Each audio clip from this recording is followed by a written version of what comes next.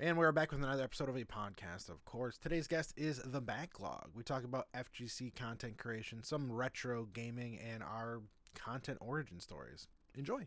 We're live. Backlog. The Backlog. How are you doing, sir? How are you feeling? Good. Just chilling. Good stuff, man. Good stuff.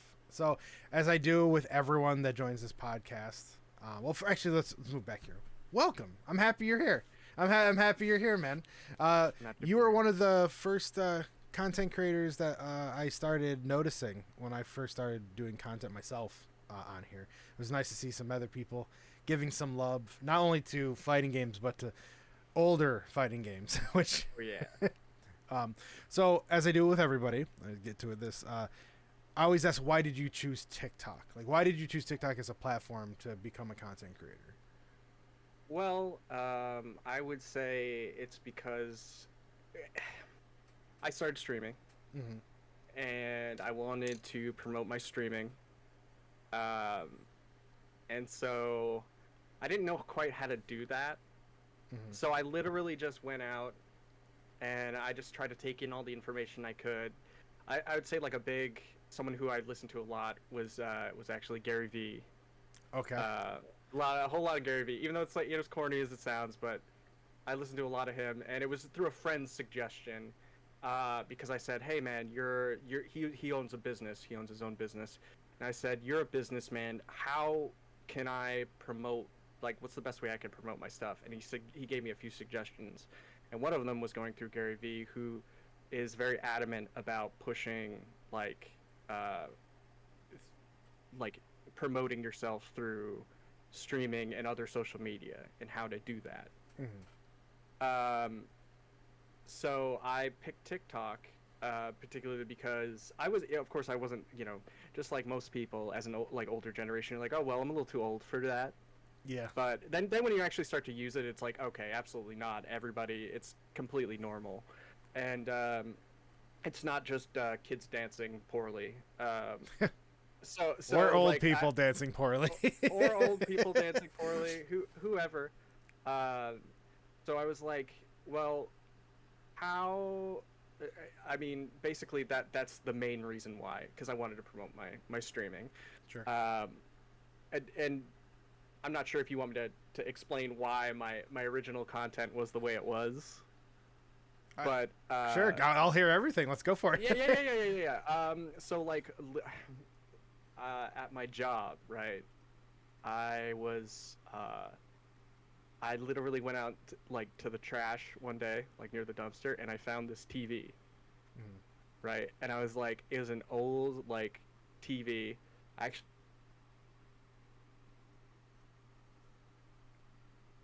Backlog? Oh no.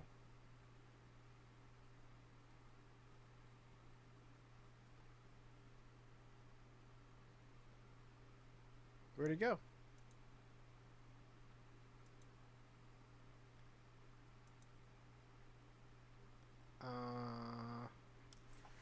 He's frozen.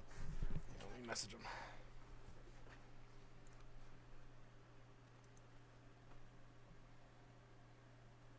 Well, in the meantime, folks, how are all y'all doing today? I went out and had barbecue before doing this, and man, was it delicious.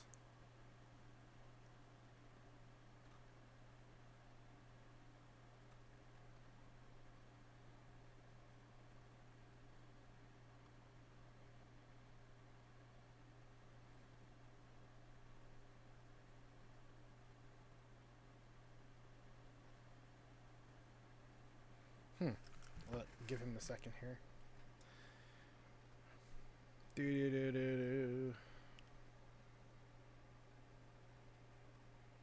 Oh, there we go. Hey, look at. Hey guys, what's going on? Let's have two Phils on here. What's up? Oh, yo, I don't know why, but like, you know how you said it, I froze? You also froze on my side. I don't know. I can hear you now. Yeah. I was like talking to you, and then all of a sudden I noticed that you weren't moving anymore. No. I couldn't hear anything. It wasn't like super long or anything either. It was only like a moment or two. So, what was the last thing I said?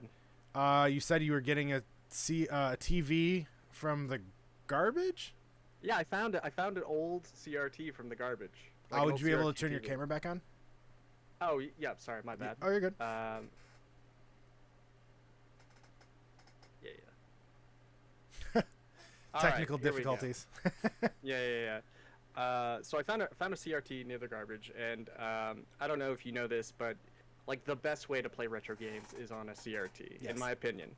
It looks the best. You know, there's no hassle. Like, I know when I first started trying to like play old games on emulators, sometimes my controller wouldn't work, or like I don't know if you've ever played Final Burn Alpha, but you literally have to reprogram your controls into every single game you play, which kind of drove me nuts. Yeah.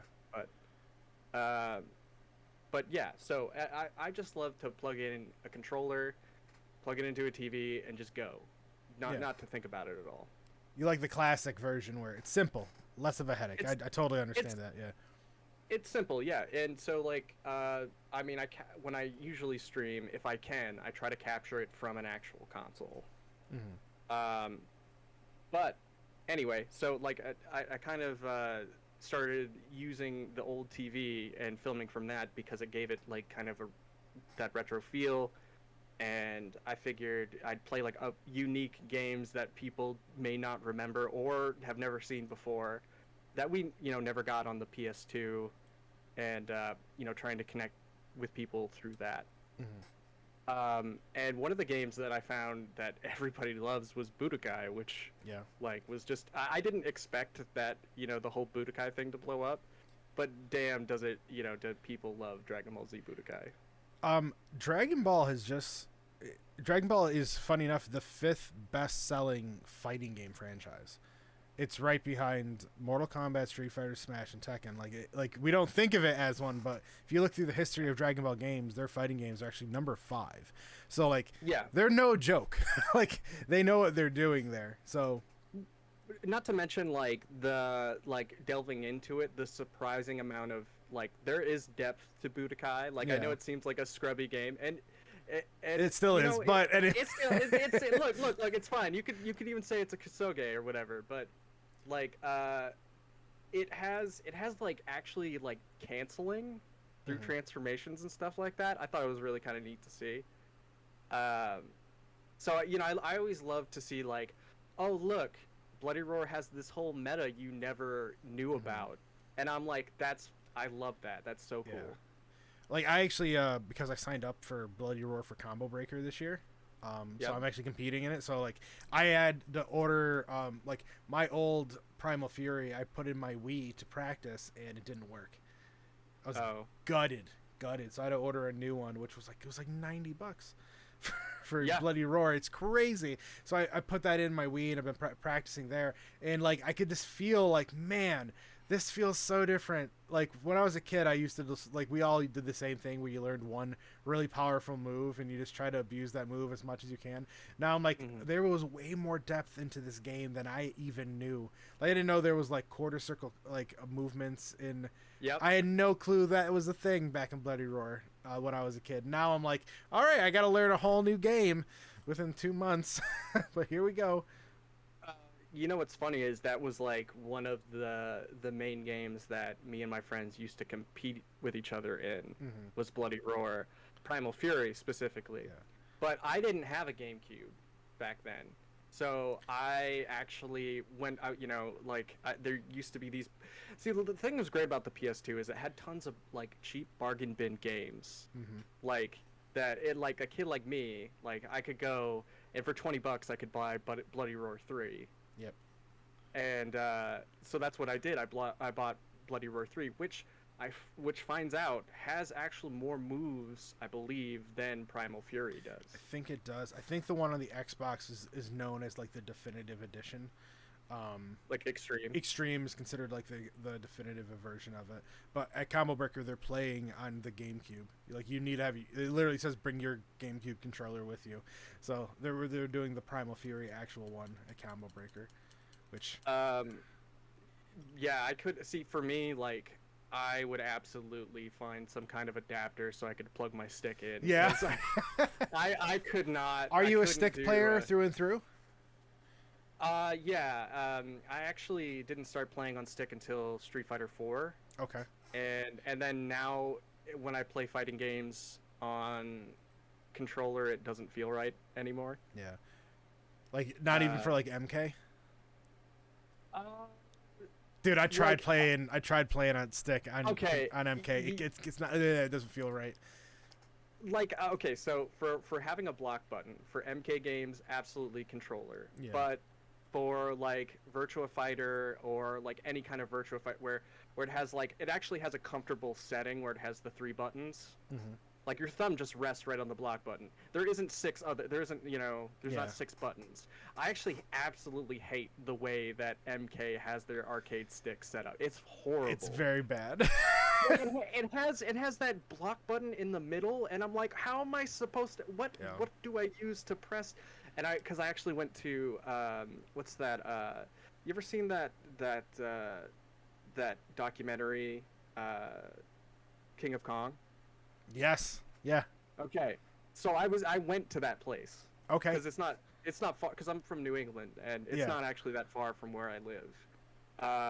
And they had an MK2 cabinet there, and as soon as I touched it, it had like the bat top, and then it had the 5 buttons, and I'm like just looking at it, and I'm like, I can't do any of my moves.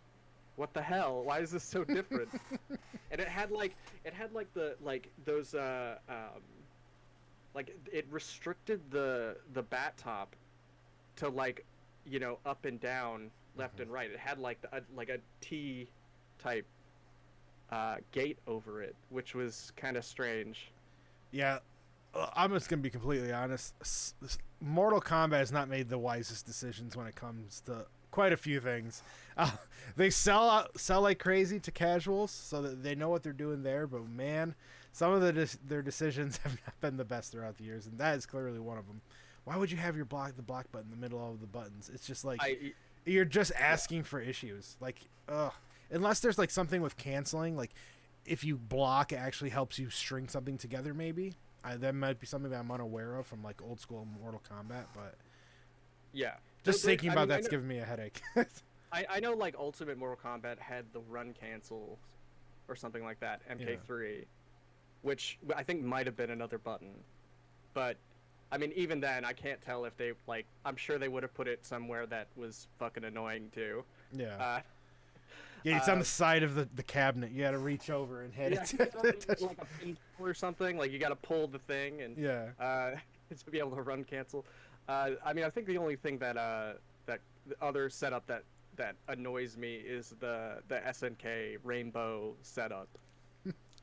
Understandable, yeah. I absolutely hate because they have like the jab and the light kick like right next to each other. Actually, let me ask you this: Are you mostly from New England area your whole life?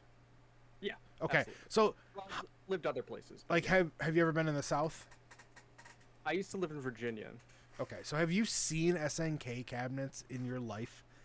Yes. Because I'm a New Yorker. I've never seen an SNK cabinet until I was older. Like maybe like late teens is the first time I saw an SNK cabinet. It was always Tekken, Mortal Kombat, and Street Fighter up here. I never remember seeing an SNK cabinet anywhere.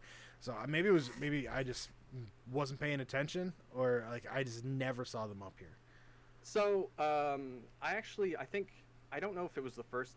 So they obviously had them at God, I can't remember the name of the place, but I think it's Funland or something like that. Sure. So they had them there, and I played like Metal Slug on that. And then actually a little while ago, believe it or not, there was this like record store that like sells video games and stuff, and they had an SNK cab in there with like it had the multi-cart too, so you could like switch between Garou and like. Oh yeah, those smart because you can play multiple games on one cabinet. It was completely free too. Like you could just go in there, like say you didn't have anything to do, you could go waste time and like, go play Garou for a little while. Mm-hmm. Which I love Garou, by the way. It's such a great game. Yeah. Have you chatted with Retro at all? I have not. I've like spoken to him like a little bit, but like I've tried to get him to play games with him. If you 'Cause I want to know play he- Garu, he will do it right now. He would do it right now. He will literally do it right now if you ask him to. So yeah, he loves that game. yeah. I mean, I know they have the Steam port that was actually really good because they had like the rollback. They put rollback into that game, and it was really excellent. I played with my friend, and it was like we were sitting right next to each other. Yeah. So, yeah, man. Sorry, I know we kind of I got way off topic. Oh, but... to bring it back is your content origin story. Essentially, why did you choose TikTok? And then yeah, I know you said you're a streamer and you're trying to stream. You started to get into this because you wanted to hopefully help promote your stream. Do you feel it's helped your streaming at all? Kinda. Okay. I think it's definitely helped, but it's so the problem is that I'm still trying to figure out as a content creator how I want to make content that leads people to my Twitch. Sometimes, like some people will, voluntarily look through and find it, but I think a lot of the times, like people just want you to make tutorials about which is, I mean, I just don't feel like that has too much self-expression in it. So like that's no, kind of my I agree 100%.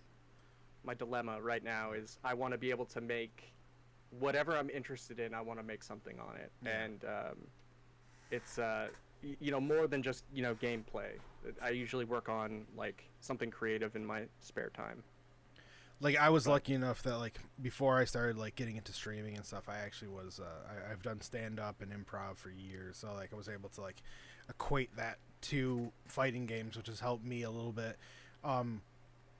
I feel like there's a lot of untapped territory here on TikTok, and people are I always like I get the question often like, what do I do? I'm like, find a niche and nail it down, man. Like you kind of have, to be fair. Like you're the only person on TikTok making Budokai content.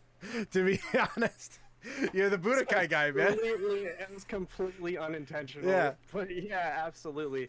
But I will say this is that one thing that actually really helped me blow up, and I swear to God, was that.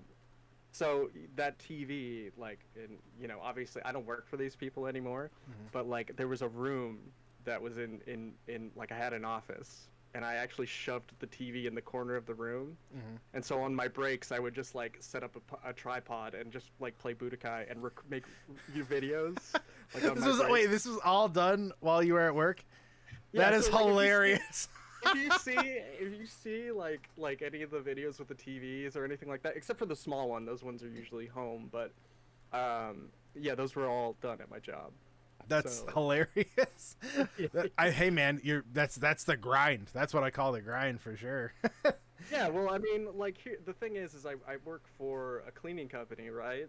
So like at some point of the day, I run out of things to do.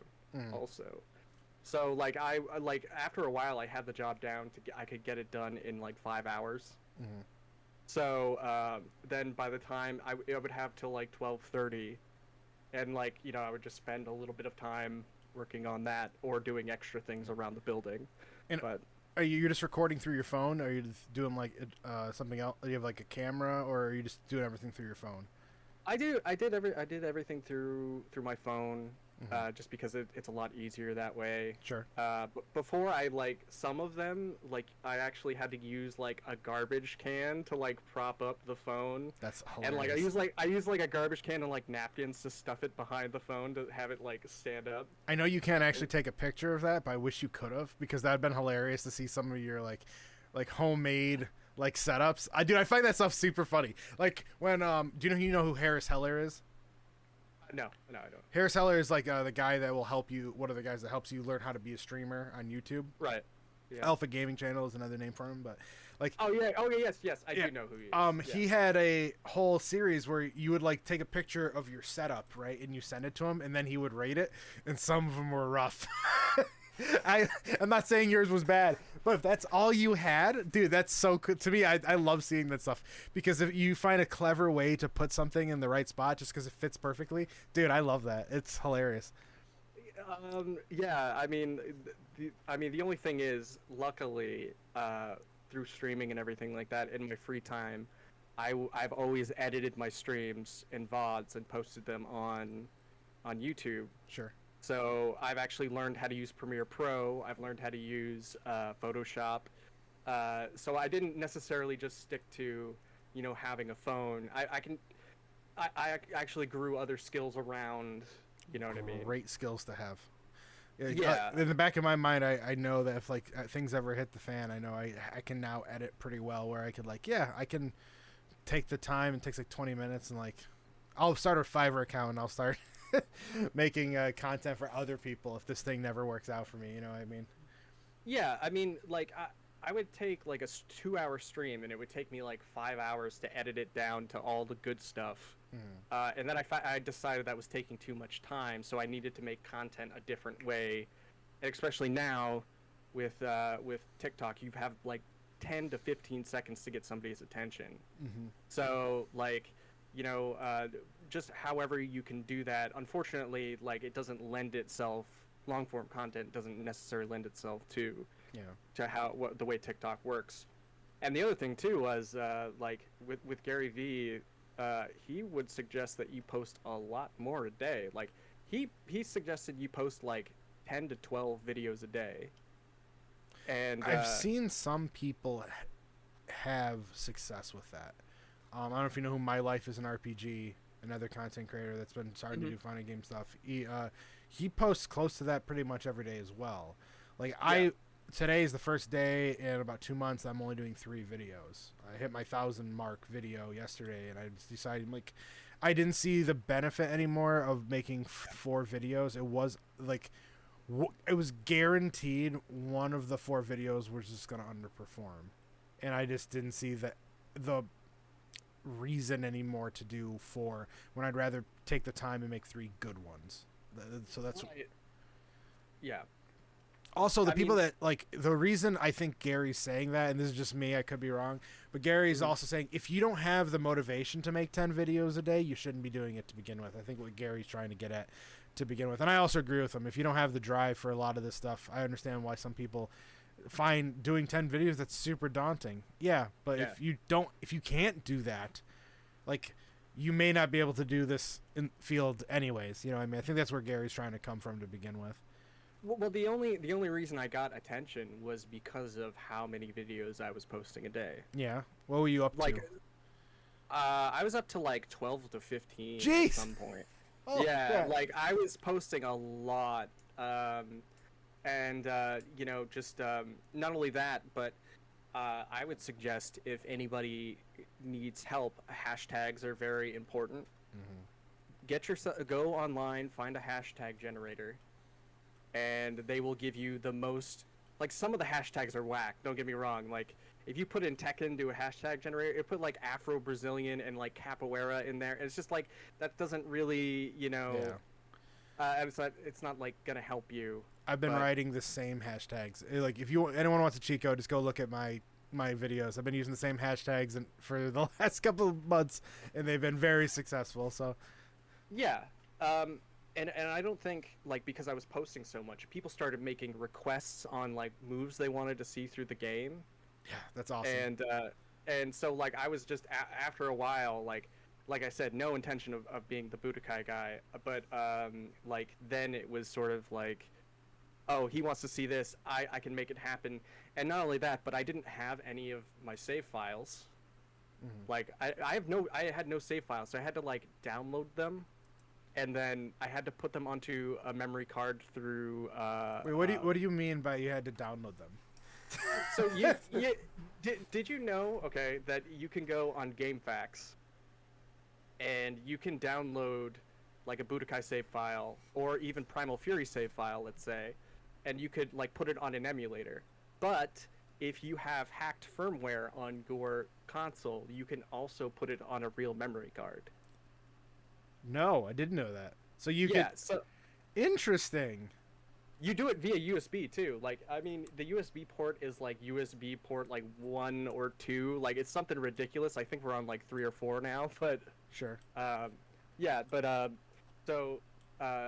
also, yeah, you can get the save files through that, and so like because before as a kid I had completed all the games and gotten everything, but all that stuff was gone, Oh yeah. and Oh.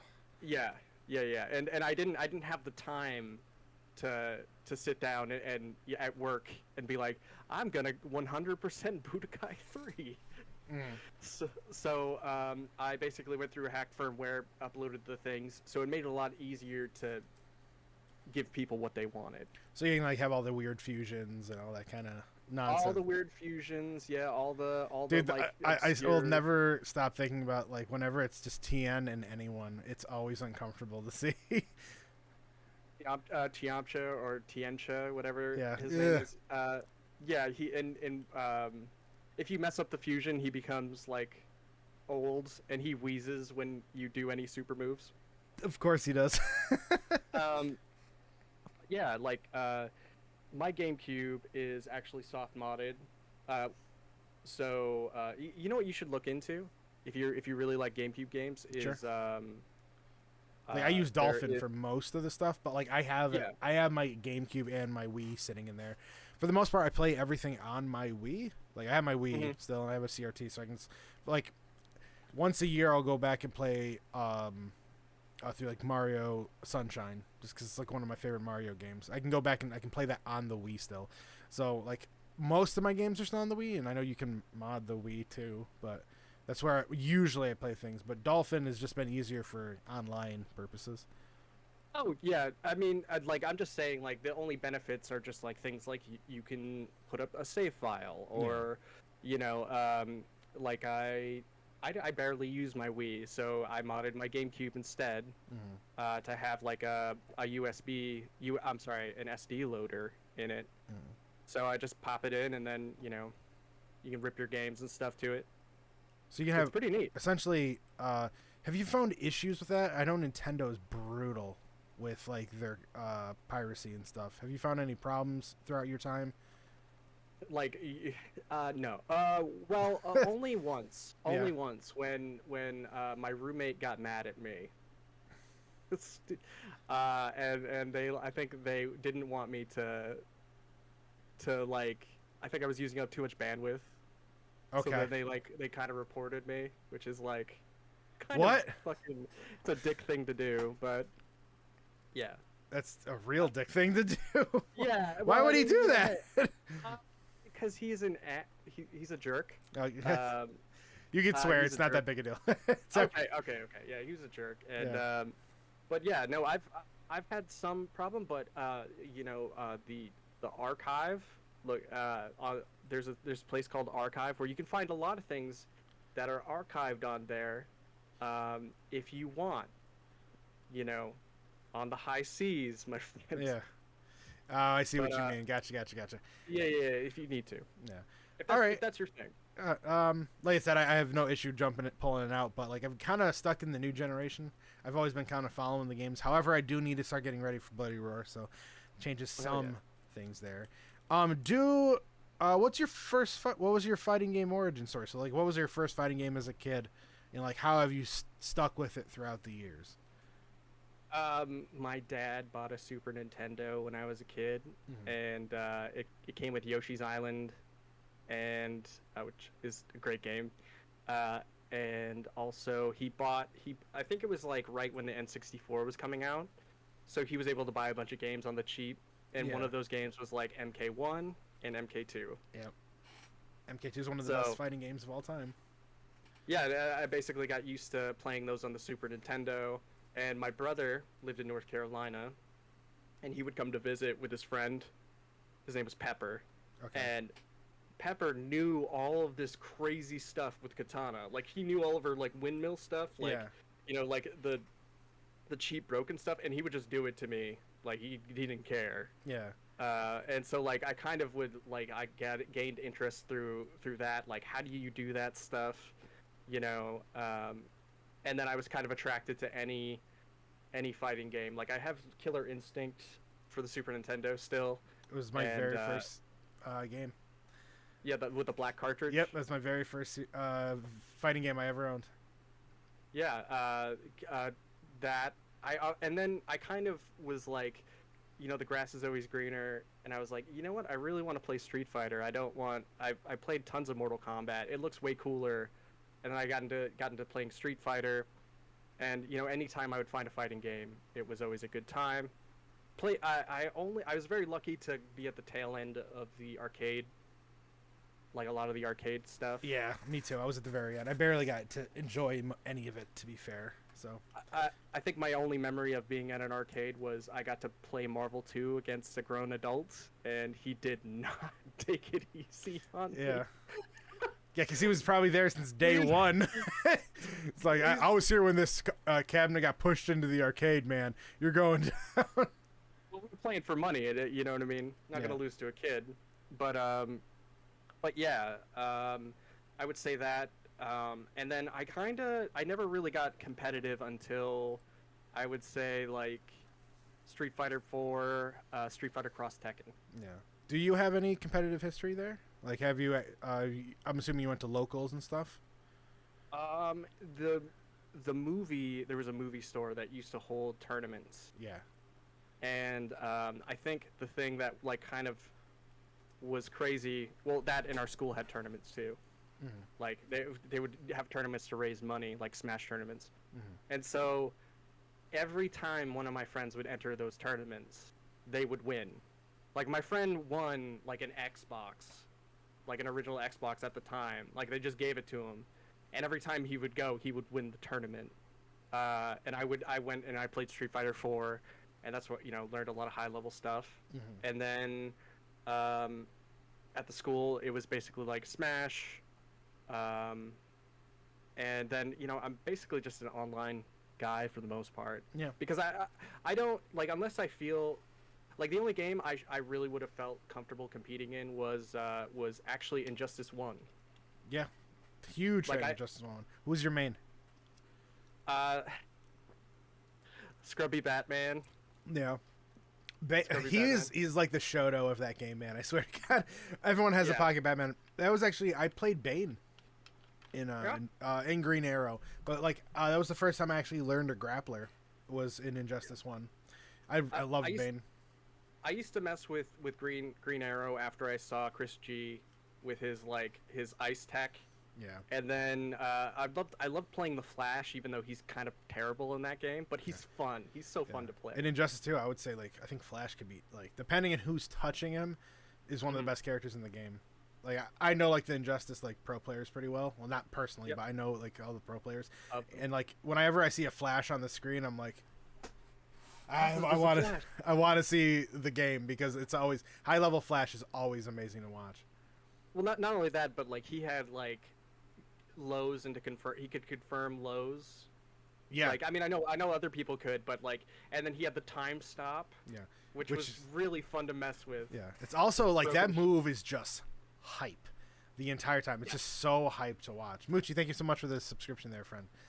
Yeah, dude. So where you are now, you're mainly a Tekken guy now, if I'm correct, right? Yeah, when I started streaming again, I said I want to play something that I enjoy, and I love Tekken 7. And I started playing it vanilla, and I didn't get to play it. I didn't come back to it till season 4. So you came back with Kunimitsu and Kunimitsu and who was the other character in Kuni? Lydia. That's Lydia. Right. Yeah. And I started playing Kunimitsu, and then I found out she was extremely broken. Yeah. And she does stupid damage in the corner. Yeah. Lydia is also broken. And then I kind of grew a community of people around whoever was showing up to my stream, a big Tekken community, which was nice. And so a lot of really good players. Yeah. What system do you play on? I play on Steam mostly. Mostly, okay. Because I think we might be running a Tekken tournament in my Discord next month. Yeah. I think we were gonna be doing it on PlayStation though. I'll keep you updated. Yeah, man. Yeah. I even tried to get better. I took lessons actually.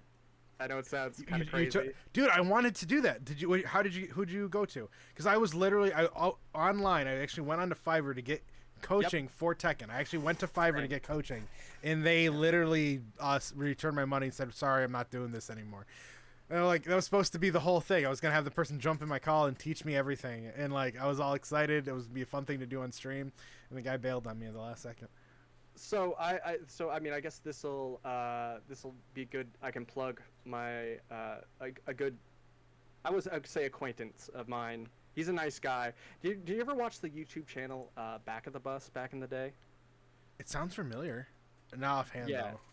He posted. He used to post. It's crazy. He used to post lots of I'm sorry, Street Fighter 4 content. Now, if you look up how to Korean backdash, like he'll be there. He's the guy who he'll show you on pad and then on. Oh, he's like the tutorial guy, is what you're saying. Yep. Okay. And so he's on Fiverr. Okay. And I didn't even know it was him until I started talking to him, and he was kind of blown away that I knew his old YouTube channel. Well, if he's still there, I'll hit him up right now. Like, teach me how to play Tekken. He's probably getting ready for the inevitable release of Tekken 8. Well, he actually doesn't. He's the type of dude that he teaches multiple games. Oh, interesting. So like Tekken is just one of them. And like I think yesterday we were playing KOF 15 together.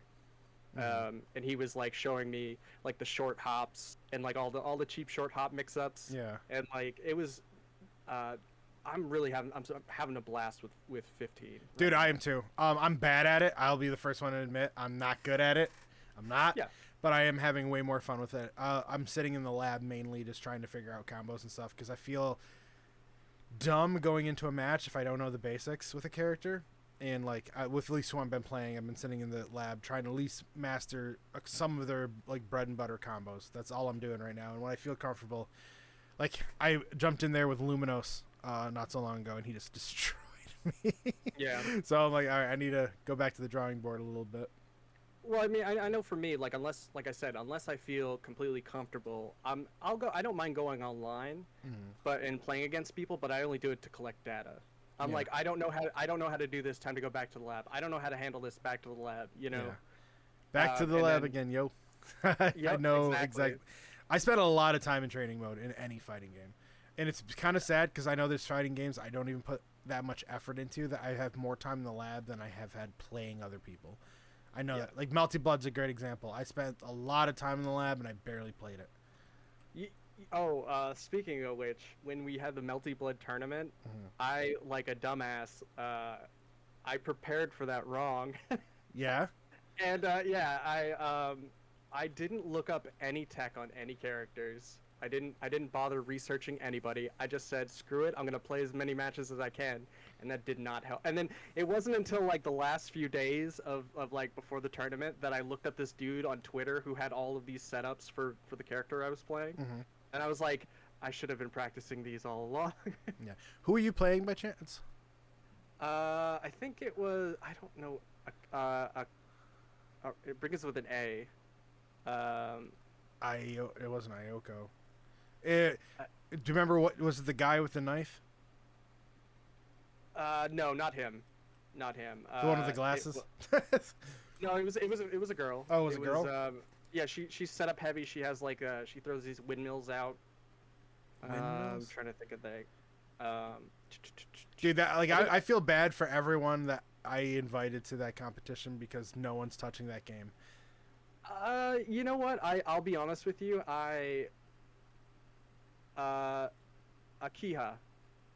is her name. Akiha? Okay. Yeah, I think that's her name. Yeah, Akiha. And I was playing her, and because she was super setup heavy, and I wanted to do mix-ups, but again, I wasn't looking up mix-ups and how to play her. I was just like banking on like using windmill, and then like a lot of people were coming in and beating me up, but I was never taking the time to learn. And I think that's an important part of playing a fighting game. Like I say it all the time, fighting games M's a full-time job, and it really is. It is.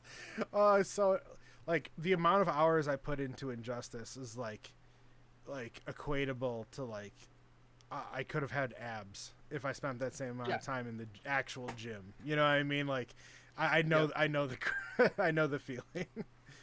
Yeah, I mean, I feel that way about Injustice 1. I got pretty decent at Street Fighter 5 as well. And I played Alex and Ken because, of course I did. And actually Both. Nash too. All fun characters. Oh, Wait, yeah, yeah, yeah. is Nash a charge character? No, he wasn't a charge character. Oh, He okay. actually, that was the first time they gave him motions. Mhm. But of course, I think I started playing Ken until they nerfed him. Because I think it was like season 2, like Ken It's was kind of definitely broken. possible. It's They definitely nerfed him. They like nerfed his low forward. His like medium kick into fireball, really? which is like Well, that was one which of his is like that's a lot of like how you did like his V trigger, like you go into fireball and like kind of fish with that. Yeah, was that like like you one of hit his him B from and off of it. Bs? Like one of his bread? Yeah. Yeah. Okay. Yeah, like you fireball, went into it, and then you can go into super, and then whatever it may be. Mhm. And obviously V triggered like scales your super, but yeah, I would say definitely in competitiveness, it was mostly been online and through the Tekken community is where I've actually felt the most welcome.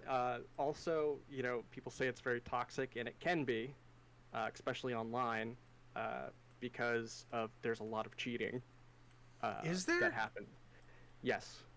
How do they cheat? If you don't, can you explain that to me a little bit? So they run a second program that basically makes it so like you can set it to block every low or parry every low or something like that. And then Really? you can or you can set it to duck highs, always duck highs, you know what I mean, and so forth. And like so basically like you don't have to actually guess, the computer will do it for you. Interesting. So I'm assuming like when your opponent throws out a move, it will register. Oh, that's a low move. I'm gonna automatically go into block. Yeah, you can parry it, and then they'll go into full combo and then get max damage. That's so dumb. Like, there's yeah, no fun there. Like, what is the point of you doing that if you're not learning? I just don't understand. How is that person having fun? I don't get it. You see, that's what's toxic about Tekken is that people make Smurf accounts all the time, and then you get gate kept. I know about Smurf. I definitely know there's quite a few Smurf. Honestly, I felt bad when the first time I logged back onto Tekken on 7, because I had bought it on my Xbox forever ago, and then I bought it on Steam, and I'm coming up on Steam, and there's someone who's like probably playing for the first time, and I still know my B&Bs with Asuka, so I can just go in there and I'm just wrecking this person, and I felt bad like leveling up. So I do understand that the Smurf account thing there's nothing you can do about that though. I feel like there's nothing you can really do to fix Smurfs. That's kind of Yeah, and I think Tekken actually encourages it unintentionally. Yeah. Because I don't know if you know this, but like the way that they think that they handle it is like if your one character ranks up to a certain point, then all of your other characters get a rank. So like, I don't know, if you hit Suzaku, it'll rank everything up to I don't know exactly which rank, but it'll put you like in yellow. Or I'm sorry, in green rank. It's such a silly way for them to do that too, because like I may be a god with playing like Asuka, but if I want to have some fun and just goof around with Kuma, I'm not going to be able to do anything with Kuma. You know what I mean? Like, you see how like then you're going to go online with Kuma and you're going to be in the green rank, and then you're going to troll on somebody who's just trying to learn to play the game. Yeah. So on and so forth. And so that's why it just kind of like I think it kind of doesn't lend itself to. I guess I understand it. It's just like in my mind, there's also no way I can't find any better way for them to fix it either. So I guess like if that's what they think is the best way for them doing, because I can't think of a way myself. Like if I was in charge of that company, how would I fix that situation? I would be clueless. So I guess that is the best way you could do it. Yeah, but I think Tekken is I think it's a great game. Mm-hmm. I loved it. I used to have fun playing it, even losing. If anybody else loves Tekken 2, there's this person I follow who has events every Sunday that they do first to fives on Twitch. It's called AES, and it's always a good time. Can you send me a link to that? Yeah. I'll send you a link to it. He's a really good dude. His name's Crazy, and you know, Crazy Games is the name of the Twitch channel. But I also have like a bunch of other you know, Tekken players and things like that you know, I kind of talk to, and that's the bulk of like my community of people is like Tekken players. Nice. But yeah, so that's mostly. I do want to do more locals now, but I guess they had one Barcadia is what it's called, nearby, and I'm gonna try to start going there whenever I feel comfortable. But the real question is now, do I want to keep playing KOF 15 and Tekken? Like, isn't that like that's a huge, that could be a huge ask for someone who has, you know, full-time job. And, I agree. It's difficult. You know, two fighting games and you know, learning everything about it. But maybe it'd be better just to do it. I'm playing multiple at once. I have no problem jumping in a game I know I'm bad with, as long as there's a bunch of guys playing together. But KOF is fun right now. I keep on seeing this, and it is kind of true. We are slowly walking in to like a golden age of fighting games. Like Guilty Gear Strive is at its apex still. It hasn't really gone down. The next DLC character is coming up. KOF just dropped. I mean, we just got the announcement for Street Fighter last night. Street Fighter 6, yeah. I was excited for it, but I have a lot of concerns. Like I had to rewatch it a couple times, and I got to say the music, if you like the way the initial trailer for wasn't the best. I'll say that the initial trailer they showed wasn't the best. I had to go back and watch it again because maybe the sound was off or whatever. But like the music that they had there when it was in between Luke and Ryu got me kind of hyped. Maybe they needed to crank up the music a little bit there, because they really got me excited. I still don't understand why his feet is webbed. I'm like, everyone's talking about his shoe, and I'm like, dude, he has webbed feet. That's bothering me. It's just bothering me. It is good. My issue, I think, I'm just worried that they're gonna give us an announcement that I don't think we're getting it this year. It's gonna be not. next year if we're lucky. Like, also, I'm curious how long they've been working on this. That's a whole other thing. Okay, so here's the thing about Capcom. With them, it could be they've been working on it for a year, or they could have just made a promo yesterday, and you know, they could put it up and there's no game yet. I hope that's not the case. Well, the only thing is because Luke was literally a glimpse into the future of Street Fighter 6, right? He's a Shoto.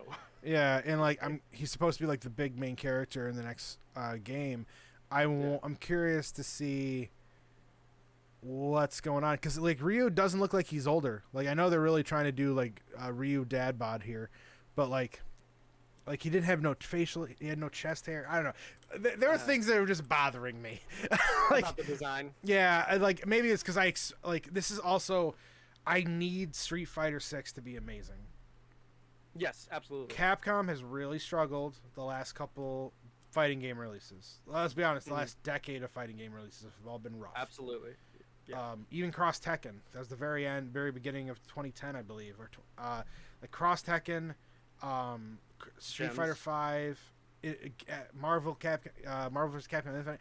They had some rough, even in the anniversary collection, like the 30th anniversary. Like it's been a rough time for Capcom, and I need them to nail this one. I really need them to nail this one. Yeah, I mean, I think, you know what I think bothers you about the teaser is I think it's the fact that they tried to make Ryu realistic, like ultra realistic. That might be like, it. You know, he's a cartoon. At the end of the day, Ryu is very like anime cartoon. Like, I can see him right now in your cabinet to your left right now. Oh, okay, yeah, he's in your cabinet right there. I'm pretty sure he's facing Dalsim in your video. In your back screen right there. I can see him. Like, I have a certain image of what you're supposed to look like, and I saw him, and don't get me wrong, he looked jacked, he looked awesome. Game, if that is the graphics they're going with, I'm going to be super impressed if that's the level they're going with. But I'm allowed to be worried because I need this game to be good, man. I really need this game to be good. Listen, I'm of the camp that I like cheap stuff. Okay. I like the cheap stuff, and so there's this. Of course, you know, in fighting games right now, there's these two ideas, like beginner friendly, and then there's these people you could say like, I miss Street Fighter 4. I want the FADC cancels. Yeah. Like invincible backdashes, whatever. Make it cheap, make it fun, put more mechanics into it, which is why I think people are worried about KOF 15 becoming a Discord fighter, because essentially at the end of the day it's still KOF. Yeah. And the only thing that's beginner friendly is one auto combo. Yeah. I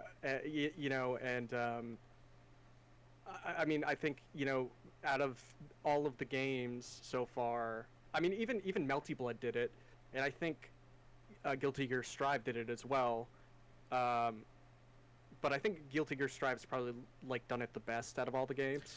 I know there's people that like disagree. I think Guilty Gear is, as of right now, one of the most safe games that are out for fighting games. Like I would recommend you getting into Guilty Gear over other fighting games right now.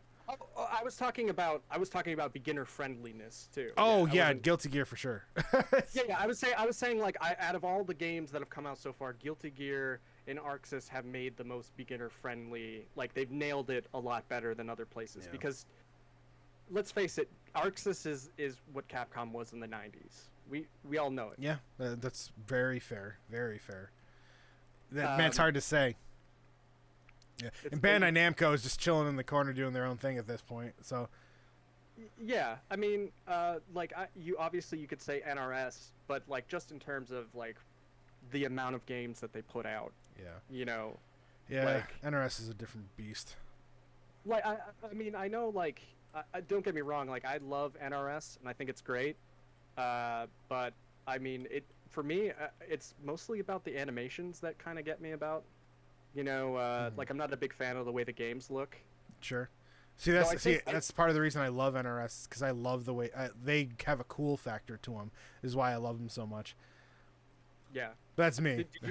Did you when you were a kid, did you have like an older brother or something that would beat you up at video games? Yes. Or? Okay. My cousins used to beat me up in the games. Like, was it Mortal Kombat, though? Well, it was a bunch of them. My older cousins used to mainly beat me up in wrestling games, but I think it was like Mortal Kombat and Tekken were the big two that used to beat me up in. I very rarely played Street Fighter until I got older, so. Yeah. Yeah, I only played Street Fighter because I loved watching competitive play. Because I thought it was hype as shit. And then, like, around 2015, with Kazunoko and 801 Strider, and, like, Capcom Cup was always, like, fucking lit. And I loved every second of it. Like, you really saw, like, a diverse amount of characters and all of that. Like, especially with, what's his name? What's that dude? Oh my god, why can't I think of his name? He's an amazing Street Fighter player. He's Korean. There's a few of those. Like he won one year with the oil guy. Oh, Hakan. I know who you're talking about. I don't remember his name though. I know who you're talking. I remember that match though, because it was low tier. It was the last game. Yeah. Oh, I don't remember his name. I know what you're. I know about that match too. Yeah, because like think about it. Like it was like around. I think it was around the last few games, and he was losing, and he just pulls out Hakan, and then just throws the guy for a loop, and it was just so exciting. Yeah. I just loved it. I love the hype of fighting games. Is like you don't get that in like MOBAs or in shooting games. The hype really. Like I'm gonna be honest, I think we kind of created esports, and then esports took off without us. Well, yeah, I mean, obviously, I still think it's very grassroots in a lot of ways. Yeah. Well, the barrier of entry is always going to be a challenge. It is what it is. So. Well, think about how many people have like probably started a fighting game and then just bullied somebody just because they wanted to feel better, and that's really where, I think a lot of the barrier comes from. Yeah. Oh no, I'm 100% with you. Like them, I know I've done it. I didn't mean to. I know there's friends that I've like, hey, do you want to go play X game? They're like, nah. That's why I have all those videos all of those videos I have, like, when you're the one fighting game friends, because these are experiences I've seen someone else gone through. So Yeah. like I have a friend that like we'll get together whenever Smash comes out, and he's like, yeah, let's do this. And then after a week, he's like, yeah, I'm not playing with you anymore. I'll play online. All the best, dude. I'm like, what the hell? Yeah, I mean, like, I tried playing Injustice with other people and trying to get them into it, and it's usually like, you want me to put work into this? This is Yeah, just I for know. fun, you know? Yeah. It's like, oh, okay, fair enough, you know. It's us fighting game players are a different breed of gamer. Well, what exactly is it that for you, like, what is that one thing that's like, that kind of keeps you wanting to play them? The Like, feeling what's of that one getting aspect of it? better, the small satisfactories of improving. Yeah. As an example, I know like I was playing with X player not so long ago, and I remember like, man, I keep on falling for the same thing, and then I started just changing up and like just waiting a quick second before running in to do an attack, and then he would get impatient. I'm like, and he would come in, and then I knew how to counter it. Like he's gonna come in, he's gonna jump. All right, anti-air. He's gonna come in and he's gonna sweep me. I'll make sure I'm blocking. I was like actually driving him up the wall because I was figuring him out. I love that. When you can start to read your opponent, it's like I love that. You love living in people's brains? Yes, Is that what you're I saying? do. Like watching myself improve and learning the matchup with a certain player is like some of my favorite things ever. Like I have this one player that I go back and forth with in Injustice 2 all the time, and I just know that like there's just some matches he's gonna destroy me, and there's gonna be matches I'm gonna destroy him, and then there's gonna be right to the wire, and I love those matches more than anything. Out of curiosity, is Injustice 2 better than 1? I personally think so. Yeah. I personally think so. One, because I like the roster far more. I never really felt home with any of the characters in Injustice 1. That was a big problem for me. I felt required to play Bane because he was the only character that felt good to me, and Green Arrow felt cheap. Injustice 2, there's a few characters that just feel very natural while I play. Also, the graphics are just far superior to Injustice 1's. Supers look super cool, and I am a sucker for the gear system, and I love customizing my character to make them look the way I want them to. Okay, yeah, So, yeah. oh my god, like, you're a Tekken guy, you have to know what this is like. Like, what you can do to your characters is just awesome. I absolutely love it. I have friends that dress up Paul as Marge Simpson, and like, Yeah. you know, like they do stuff like that. But like, I know for me, like I kind of just saw Injustice 2, and I was like, I feel like I felt like I'd done it already, like with Injustice 1. I guess like if Tekken 8 got announced tomorrow, right? Yeah. I'm assuming in your mind you're like day one I'm buying it, right? Yeah. That's I how would I feel buy with it. That's just my how I feel with Injustice. Injustice is my game, so like I know, like whatever happens with NetherRealm Studios next, if it's Mortal Kombat. I mean, I'm a fighting game guy. I'm gonna buy them all, but like if Injustice 2, if you want to see someone pop off, if Injustice 3 got announced, I'm gonna lose my mind because I'm gonna be so excited because that is my game. Can I tell you why I stopped playing Injustice 1? Sure. Superman. They nerfed him to the ground, man. So he's not as bad as he used to be. Injustice 1? Yeah, I think he's still the best character, I think, on the most tier list. But I'm pretty sure Martian Manhunter and Zod have surpassed him. And I know, like... Oh, wow, really? Yeah, and I think the number... Actually, no, I take that back. Batgirl. Batgirl, without a doubt, is the number one best character in that game. Really? Like day and day, yeah. Now that I think about it, I forgot about the DLC characters. Because the DLC characters, they just annihilated everyone in the roster. And there's characters that were just slept on the entire time too. Like Solomon Grundy is now seen as like a complete menace. Like you don't want it. Yeah. If you see a Grundy in bracket, you're just like like there's certain characters that like but that's the thing. I don't think people really tested out that game. They didn't give it enough credit because by the time you finally get to the final point of testing some of these characters out, MKX got announced. People were already on the Mortal Kombat train. And then by the time people were getting to the end of MKX, Injustice 2 got announced. And this has been this NRS has the cycle, and right now it's broke. There's been a huge, like, this is the longest period of not a new game from NRS, so, like, we may, hopefully the process goes longer, because I would like a well polished game in Injustice 3 if that gets announced.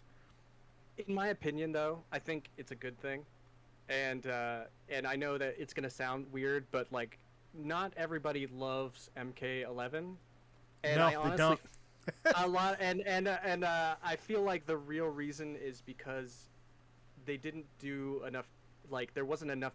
I know it's different, but like, they want people. I feel like people want something like a new, something even more different than like Injustice or I'm sorry, MKX. Like, I felt like it looked like the same game to me, like, in a lot of ways. I mean, maybe not like combat style, but just surface level. Like, I definitely see the subtle differences in graphics. Like, I noticed that because I've been playing them nonstop. Like, I've played them all the way through, so I always see the difference. But I do understand where people come from. When it comes to mechanics wise, there hasn't been a lot of difference. I will say that you're essentially a lot of the games are very similar. In MK11, they made it very, very footsie focused, which, in my own opinion, is not fun. Like, if I wanted to play footsies, I'd go play Street Fighter. Fighter. Yeah, like, I don't know. Like, I think they were trying to go back to their roots from, like, MK2, and that's not what we're buying your game for anymore. MK2 is, like, archaic. Yeah, like, in terms of, like, compared to MKX. Yeah, so, like MKX was awesome. The combo system, and it was very similar to Injustice 2. It just wasn't as spam heavy. I just feel that's the big thing. They got to stay away from projectiles. They got to chill back with the amount of projectiles. Like, 2 of the characters I use in Injustice 2 don't have projectiles. I purposely play them to challenge myself, so I don't like. I'm not considered a spammer, but I feel like NetherRealm Studios will figure it out. I have a lot of faith in them. I just need them to talk to their fans because we're going on over a year of them ignoring us. But that's a whole other.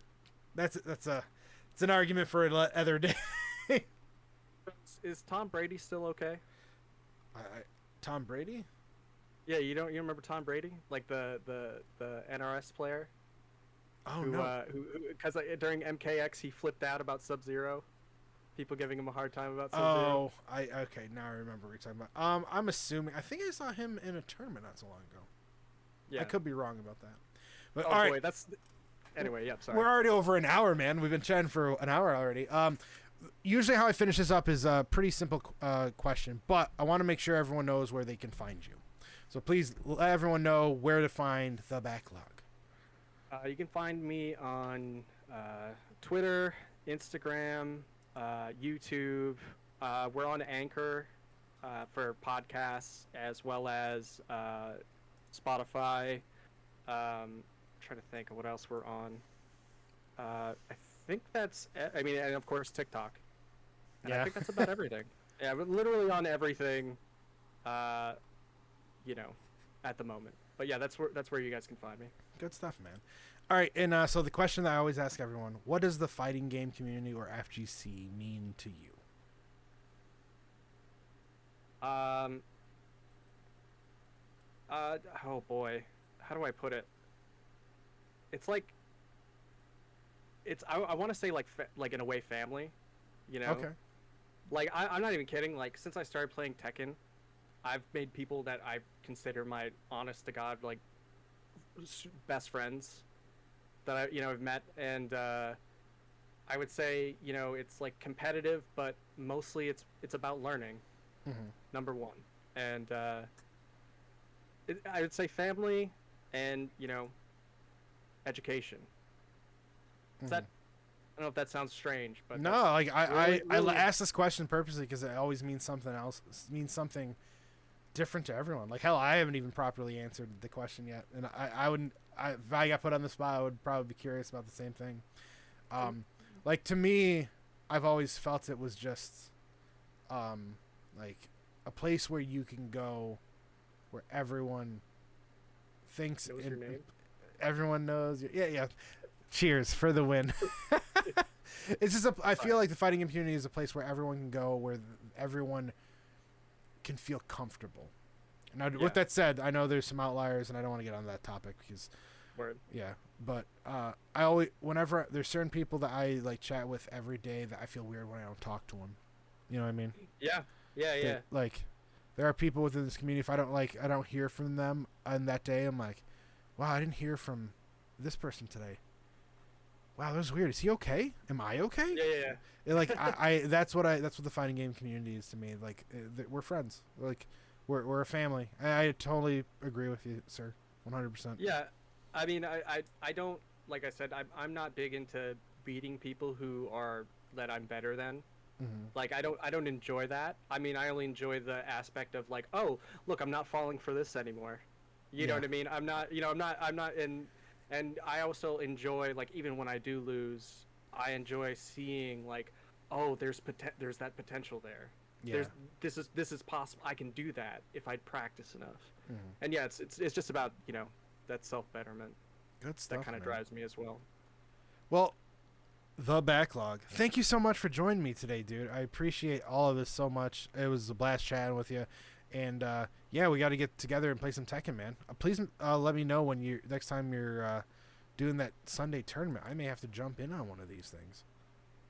I don't host it, Mm-hmm. but like I said, it's crazy games. Like he's got like over 1,000 followers, tons of people popping in every day. Mm-hmm. Like literally all of the community that surrounds myself, that's around me, goes to him. You know, so like it's a good in point. He's like, I will say though, Crazy's got some hot takes. Yeah. But, he got some hot takes, but if you're cool with that, then Everyone has some hot takes, but we'll see. Yeah. All right. Sure, Well, once again, thank you, sir. I appreciate it. Don't forget to follow the backlog on all social media platforms that he mentioned. For those who don't know, I stream on Twitch every Sunday and Tuesday. Come and hang out. I also have an FGC TikTok account you totally should be following. If you enjoy the videos today, don't forget to leave a like and subscribe. My name is Phil, and of course, I'll talk to you guys soon.